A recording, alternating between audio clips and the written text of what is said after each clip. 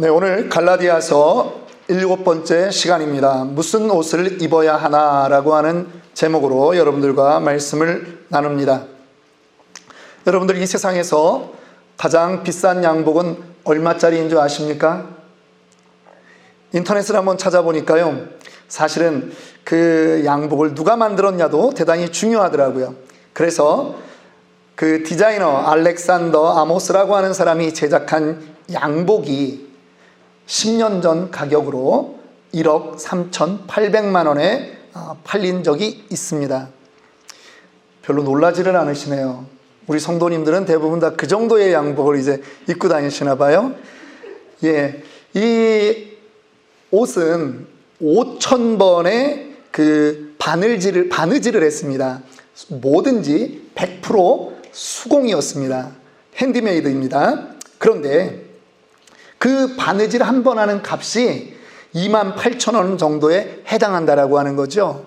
그리고 이 원단은 어떤 원단이었냐 하면 3년에 한 번씩만 털을 깎을 수 있는 남미의 희귀 야생동물 비큐나의 털, 그리고 세계에서 가장 비싼 모직으로 알려진 사향소의 그 털을 사용했습니다. 그리고 히말라야 아주 고산지대에 있는, 거기서 있는 티벳 염소의 털로 짠 그 실로 바느질을 하는 것입니다. 그리고 거기에 단추라든가 이 버튼들, 이런 것들은 18캐럿 골드 다이아몬드로 장식된 것입니다. 그래서 세상에서 가장 럭셔리한 양복으로 그렇게 이름이 나 있습니다. 1억 3,800만 원입니다. 이 옷을 입으면요, 여러분, 날아갈까요? 이 옷을 입으면 여러분 몸에 금가루가 막 떨어질까요? 이 비싼 옷을 과연 누가 입었을까요? 이거는 비웃음인 것 같은데. 네, 그냥 어떤 사람이 그것을 사서 입었답니다. 근데 여러분들에게 오늘 예배가 마치면 제 양복에 이렇게 좀 손을 대볼 수 있는 그러한 기회를 개인적으로 드릴 테니까 너무 섭섭해하지 마시고, 1억 3,800만 원이랍니다. 주일마다 아내가 하는 말이 있습니다. 입을 옷이 없다고. 교회를 가야 되는데 입을 옷이 없답니다. 그렇다고 단 한 번도 벗고 오지는 않았는데 늘 그런 말을 합니다. 입을 옷이 없다요. 저는 저의 모든 카드를 우리 와이프에게 다 줬습니다. 그런데 옷 얘기를 하면서 좀 생각해 보았습니다. 사람이 처음부터 언제 옷을 입고 살았을까? 인류학에서는, 고고학에서는 구석기 시대 말에 사람들이 추위 때문에 옷을 입었다, 이렇게 말합니다. 그런데요, 여러분, 성경은 그렇게 말하지 않습니다. 성경은 추위 때문에 사람들이 옷을 입었다라고 말하지 않고요, 죄를 지었기 때문에 수치를 가리기 위해서 옷을 입었다라고 그렇게 말씀하는 것입니다. 아담과 하와가 선악과를 먹었습니다. 그랬더니 첫 번째 나타난 현상이 있습니다. 갑자기 눈이 밝아지는 것입니다. 그리고 서로의 벗은 몸을 보는 것입니다. 그래서 숲으로 들어가서 창세기 3장 7절에 보니까 그들이 무화과 잎사귀로, 그들이 치마로 만들어서 자신들의 부끄러운 곳을 가렸대라고 하는 것이죠. 이제 하나님이 그 죄 지은 백성들을 에덴에서 더 이상 살게 할 수 없습니다. 그래서 쫓아냅니다. 그런데 하나님이 창세기 3장 21절에 보니까 짐승을 잡아서 짐승의 가죽옷으로 그들에게 옷을 지어 입히셨다, 이렇게 말씀하고 있습니다. 여러분, 세상이 말하는, 학문이 말하는 인류의 최초의 옷은 추위를 견디기 위해서 입었다라고 하지만 여러분, 절대 그렇지 않습니다. 옷이라고 하는 것은요, 죄 지은 자들이 수치를 가리기 위해서 입었던 것입니다. 단순히 이것이 옷의 시작이 아닙니다. 이 가죽옷은요, 율법의 시작이라고 하는 것입니다. 이후로 사람들은 하나님과의, 비록 불안정하지만 하나님을 생각하고 하나님을 기억할 때 제사를 드리는 것입니다. 아벨과 가인의 제사를 여러분들 잘 알지 않습니까? 이제는 사람들에게 이 옷이라고 하는 것은 단순히 추이나 수치가 아니라 하나님을 만나는 데 있어서의 그 율법화 되어져 가는 그러한 과정이 있는 것입니다. 옷이 율법을 상징하기도 했습니다. 모세 시대에 가면 사람들에게 하나님이 제사의 제도를 완전하게 정해서 주십니다. 그리고 그들에게 제사를 드려라 라고 하는 것을 하나님이 알려줍니다. 우리는 이것을 율법이라고 하고요. 특별히 신명기서에는 그 가나안 땅을 들어가기 전에 다시 한번 모세가 그 이스라엘 백성들에게 율법을 재천명한 그러한 것들을 우리는 볼 수 있습니다. 이 갈라디아서를 공부하면서 저와 여러분들이 지금까지 7번의 시간을 오면서 많이 들었던 말이 있습니다. 율법이라고 하는 말이죠. 여러분, 이 율법이라고 하는 말을 들으면 여러분들 나름대로 이제 율법을 생각하는 정의가 하나씩 있어야 된다라고 하는 것입니다. 율법은 도대체 무엇이냐라고 하는 것이죠. 저는 여러분들의 그 정의를 돕기 위해서 제가 생각한 율법, 이렇게 표현하고 싶습니다. 율법은 공갈 젖꼭지다라고 말하고 싶습니다. 어린아기가 태어나면요, 아기가 보채고 울 때 우리는 공갈 젖꼭지를 물려줍니다. 그러면 아기가 엄마 젖꼭지인 줄 알고, 아니면 우유병이 자기 입에 왔는 줄 알고 힘차게 빨면서 아기는 만족을 합니다. 저에게도 딸이 둘 있습니다. 그런데 첫째, 우리 현이를 낳고 나서 얼마 안 됐는데 아마 100일 조금 지났을 것 같아요. 그런데 아내가 애를 잘 보라 그러고 자기 시장에 좀 갔다 오겠다고 갔습니다. 잘 자고 있던 애가 꼭 엄마가 없으면 울더라고. 이게 머피의 법칙인가요? 왜 그래요, 애들은? 아니, 애가 우니까 갑자기 제가 공갈 젖꼭지를 찾아야 되는데 젖꼭지가 안 보이는 거예요.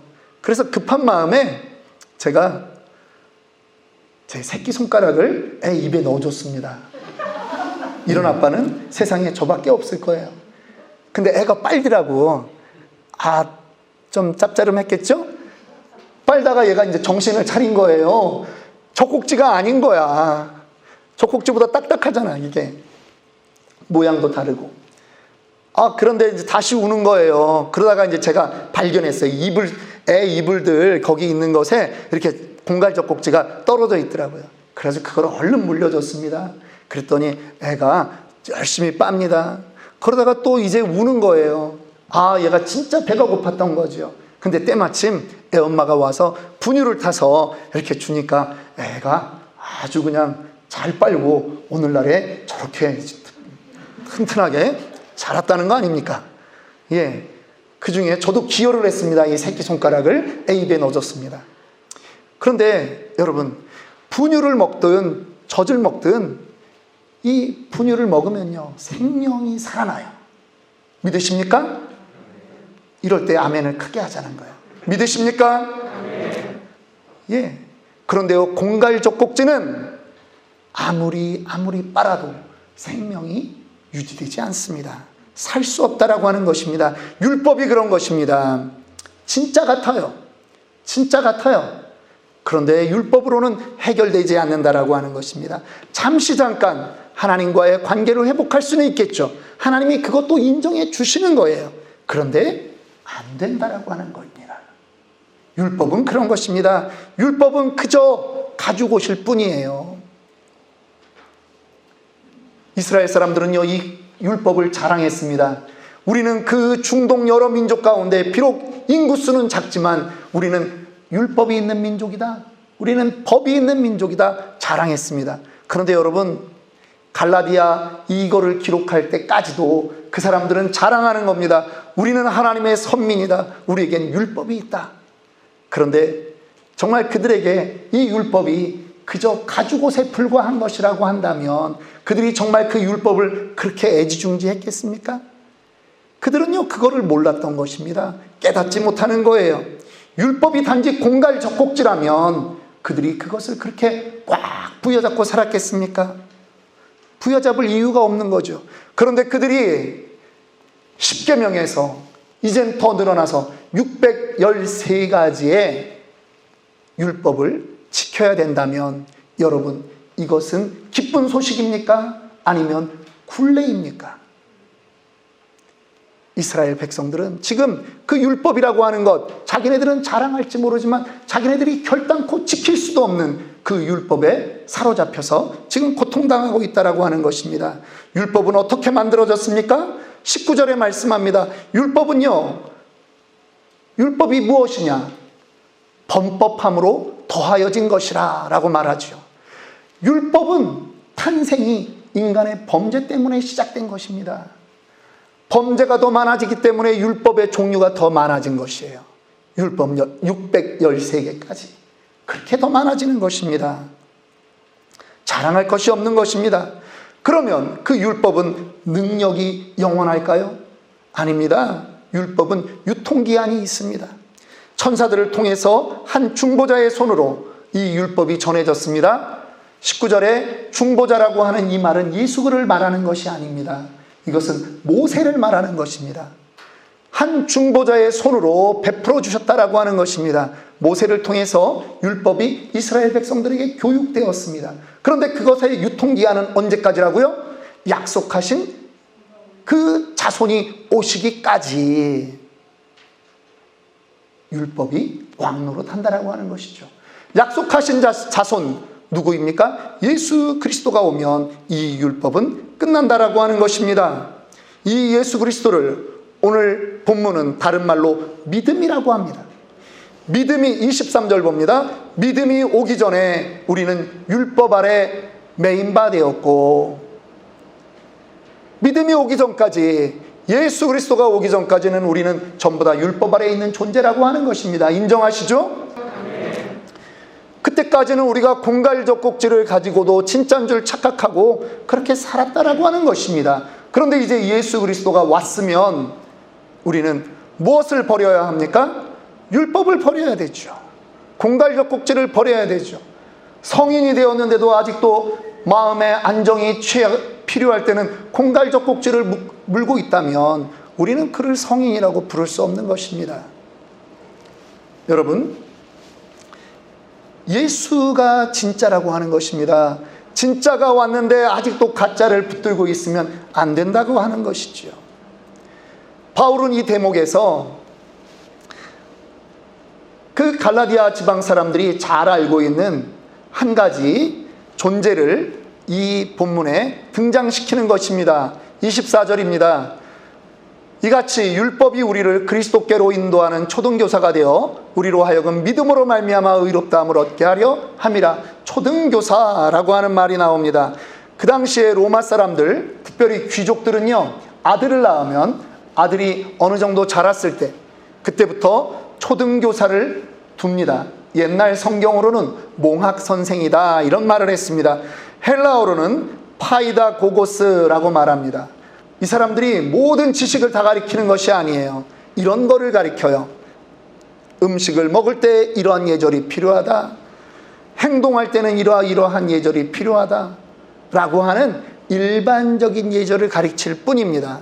전문적인 거는 이 사람들도 못 가르쳐요. 학교에 데려다 주는 거예요. 이 사람들은요, 이 아이와 영원히 살지 않습니다.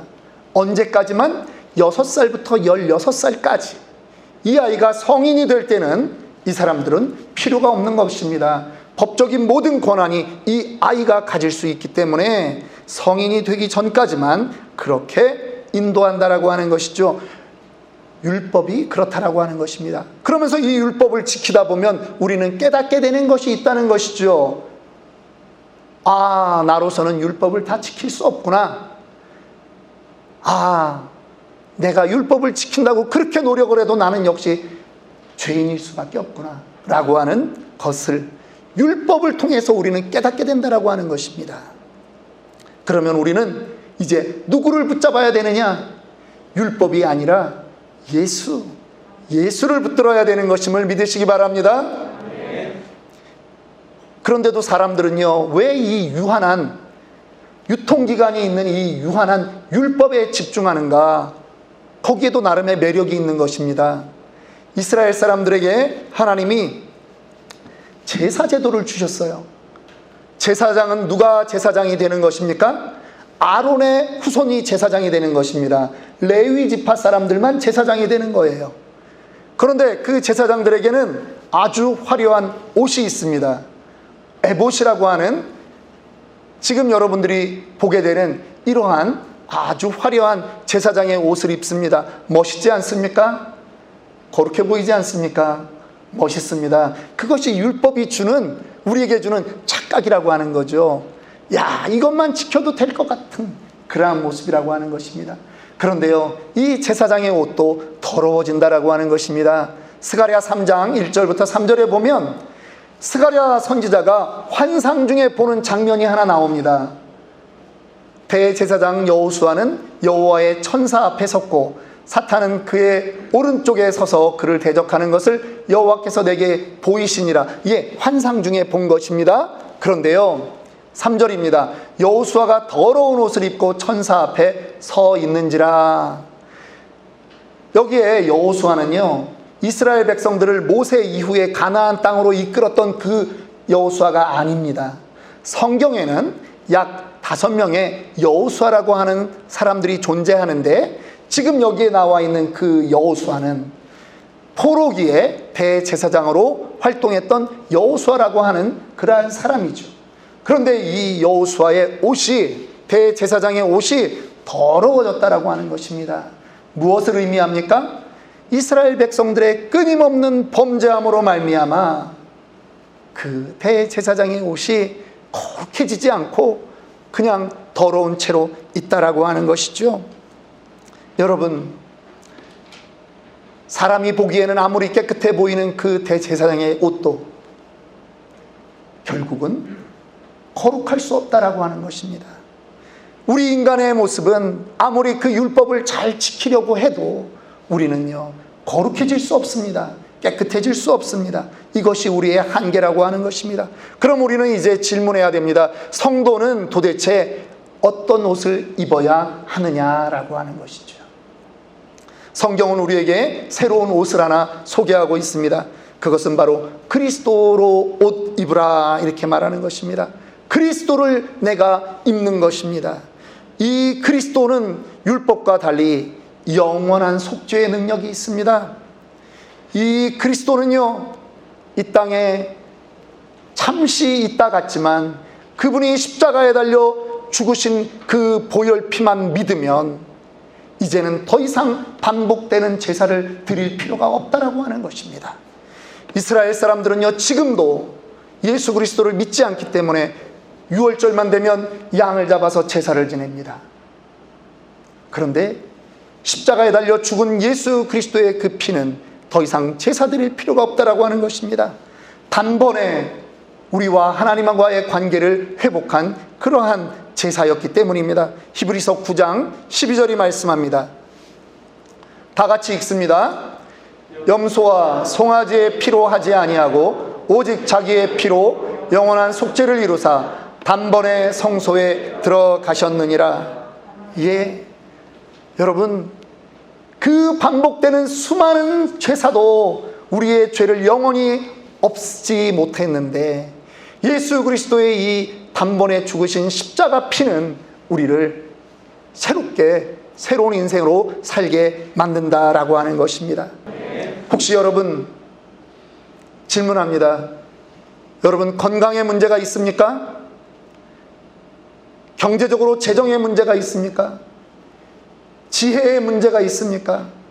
관계에 문제가 있습니까?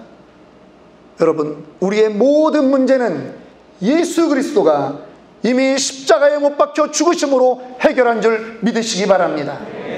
그래서 이사야 선지자는 이렇게 고백하는 것입니다. 그가 찔림은 우리의 허물을 인하며 그가 상함은 우리의 죄악을 인함이라. 그가 징계를 받음으로 우리가 평화를 누리고 그가 채찍에 맞음으로 우리가 나음을 얻었도다. 믿으십니까? 예수 그리스도가 우리를 대신해 죽음으로 우리는 모든 문제가 해결되었습니다. 그리고 우리는 하나님의 아들로 인정되는 것입니다. 갈라디아서의 표현대로 하면 의로워졌다라고 하는 것이죠. 자유해졌다라고 하는 것이죠. 구원받았다라고 하는 것입니다. 거듭났다라고 하는 것입니다. 무엇을 하면? 예수를 믿으면, 다 같이 따라합니다. 예수를 믿으면, 예수를 믿으면 우리의 인생이 달라지는 것입니다. 그것을 27절에는 다른 말로 이렇게 표현합니다. 누구든지 그리스도와 합하기 위하여 침례를 받는 자는 그리스도로 옷 입었느니라. 여러분, 침례라고 하는 거는요, 물로 우리의 죄를 씻었다라고 하는 의미가 있습니다. 이번 부활절이 되면 저희 교회는 또 침례식을 할 겁니다. 그런데 물에 들어갔다 나오는 것이 예수와 함께 죽고 나는 이제 의로운 자로 예수와 함께 다시 삽니다 라고 하는 그러한 고백이라고 하는 것입니다. 여러분들에게는 이 고백이 있으십니까? 네. 코로나를 겪으시면서 여러분 깨닫지 못한 게 있습니까? 얼마 전에도 저는 두 분의 목사님의 부고장을 받았습니다. 카톡에 올라왔습니다. LA에 사시는 분들이십니다. 나이가 많은 분들이 아닙니다. 65세입니다. 그런데 코로나로 회복을 못하고 돌아가셨습니다. 어떤 분은 저보다 3살 많은 분이 2020년 코로나가 한참 유행할 때 돌아가셨습니다. 그러면 이제 우리가 깨달아야 되는 것이 있다는 것입니다. 생명도 내 마음대로 할 수 없다라고 하는 것. 내가 지금 이 시간 예수를 영접하지 않으면, 아멘하지 않으면 나의 미래는 그 누구도 보장할 수 없다라고 하는 것입니다. 우리는 예수를 믿는 것으로 영원 생명을 우리는 허락받습니다. 이 땅에서 누구나 죽습니다. 그런데 죽는 것으로 끝이 아니죠. 죽은 후에는 무엇이 있습니까? 심판이 있어요. 그런데 예수와 함께 옷 입은 사람은 하나님께서 누구로 바라봐 주신다? 예수, 하나님의 아들 예수로 바라봐 주신다라고 하는 것입니다. 저는 여러분들이 예수로 옷 입기를 원합니다.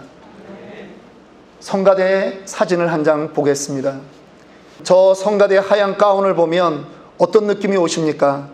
야, 저 사람들은 하나님도 찬양하고 옷도 가운을 입었으니까 참 거룩하게 보인다, 이런 느낌이 있지 않습니까? 구별된 존재라고 하는 것입니다.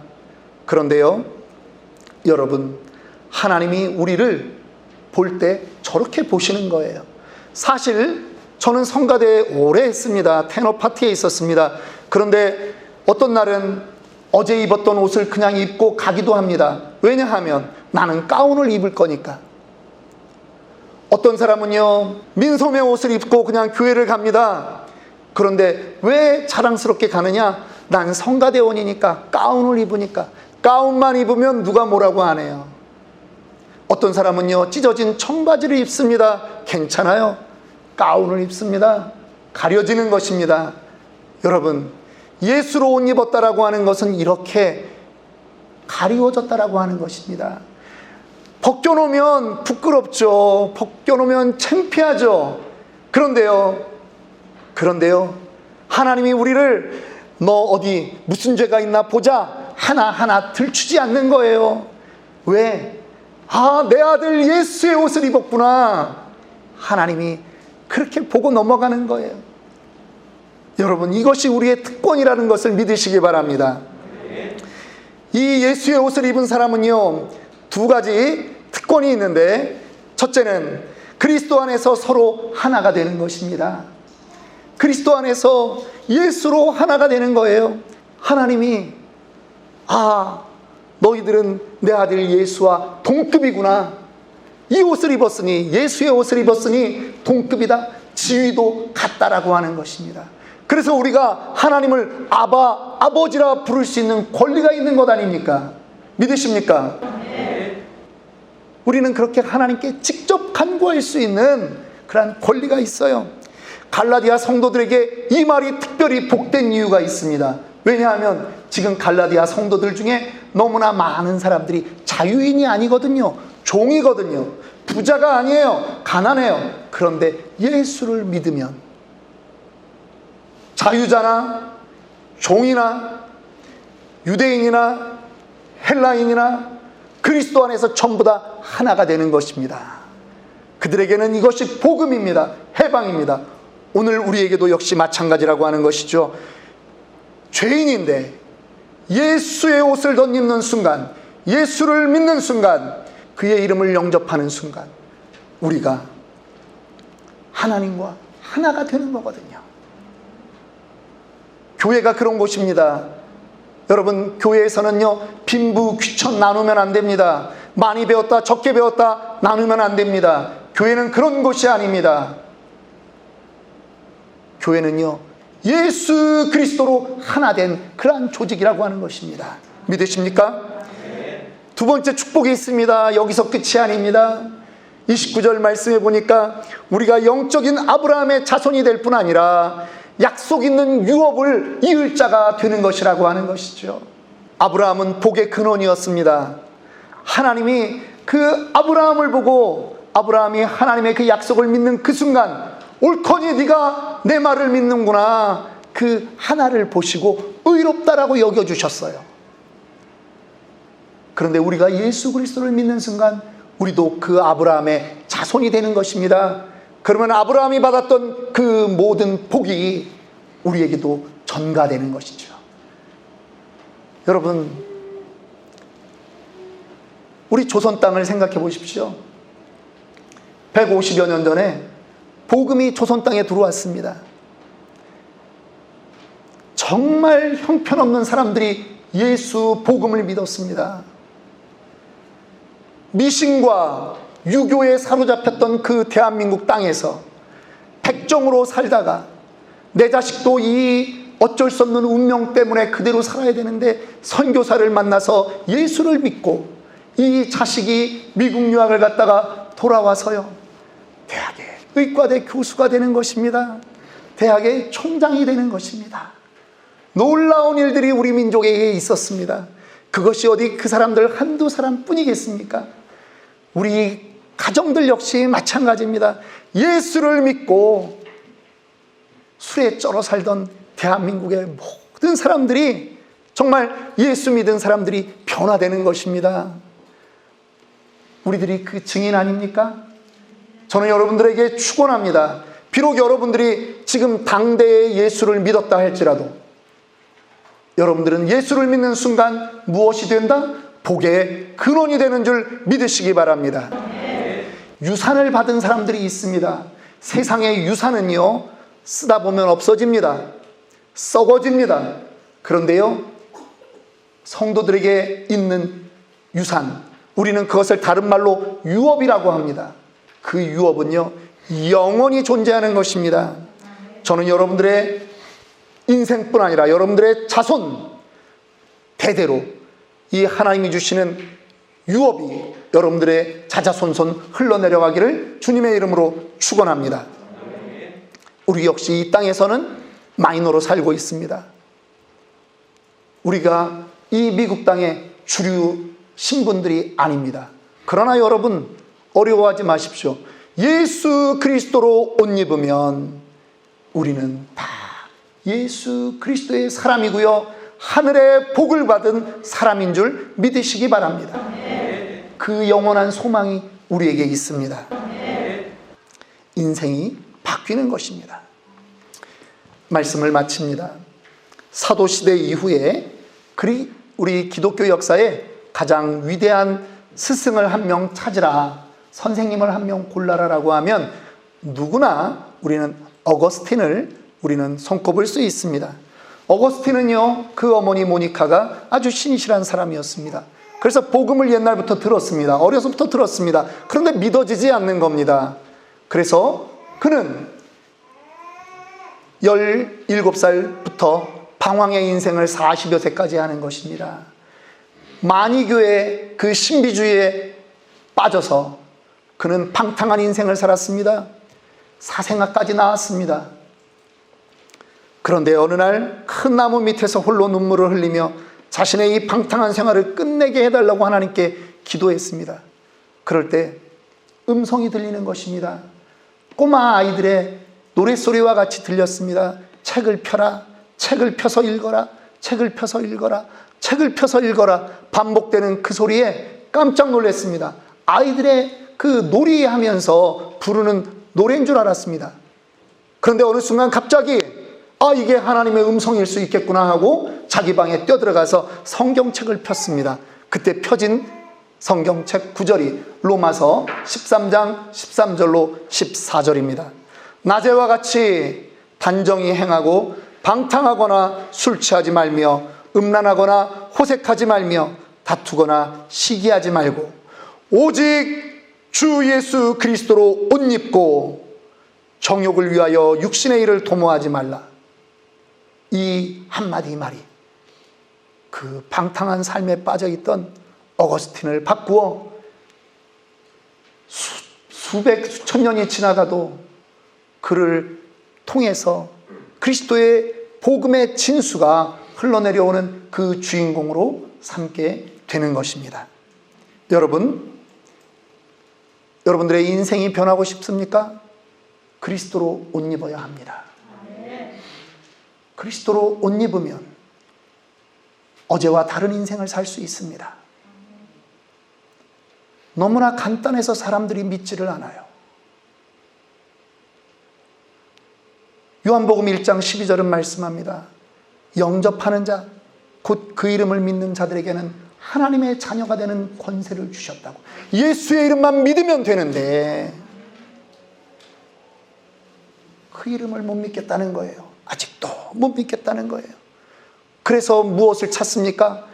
이 땅에 가장 비싼 옷이 어딨냐? 1억 3,800만 원짜리 옷이 어딨냐? 그것을 찾고 있다라고 하는 것입니다. 그것도 썩어질 것인데 말입니다. 우리는 그런 사람들이 아닙니다. 우리는 그리스도로 옷 입은 그러한 사람들이 되기를 원합니다. 그 사람이 가장 아름다운 사람들입니다. 그 사람이 바로 여러분인 줄 믿습니다. 기도하겠습니다.